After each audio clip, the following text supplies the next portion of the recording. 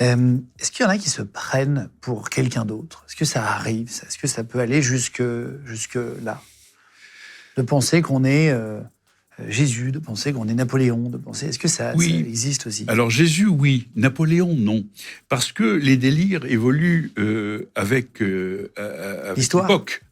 Plus personne aujourd'hui ne se prend pour Napoléon. Mais au Il y en a qui début... se prennent pour Claude François, par exemple, ou d'autres figures plus récentes? Il y a des identifications délirantes, bien entendu. Mais, vous voyez, le délire évolue. Par exemple, au 19e siècle, on a vu surgir des délires autour de l'électricité. Et puis, aujourd'hui, c'est plutôt la puce électronique. Donc, le délire évolue et on ne se prend pas pour les mêmes héros ou pour les mêmes personnages de l'histoire ou pour les mêmes personnages religieux en fonction des époques. Vous avez fait Stéphane de la Brière, c'est une de vos premières affaires. Est-ce que vous pouvez expliquer ce qu'il a fait et comprendre après la rencontre, tout ça? Alors, Stéphane de la Brière, ça a été pour moi un véritable traumatisme. Pourquoi ? Parce que c'était un sujet très particulier, d'une cruauté exceptionnelle, qui avait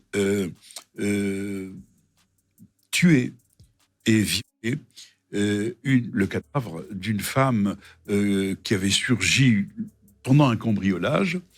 Et ensuite, il avait tué et décapité un vieux monsieur avec lequel il avait l'habitude de jouer aux cartes et qu'il aimait bien. Son cas était évidemment très, très singulier.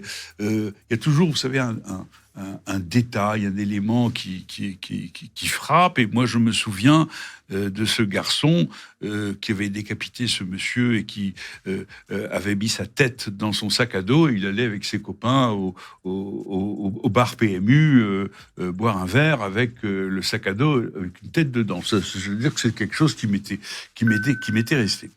Et donc, ce garçon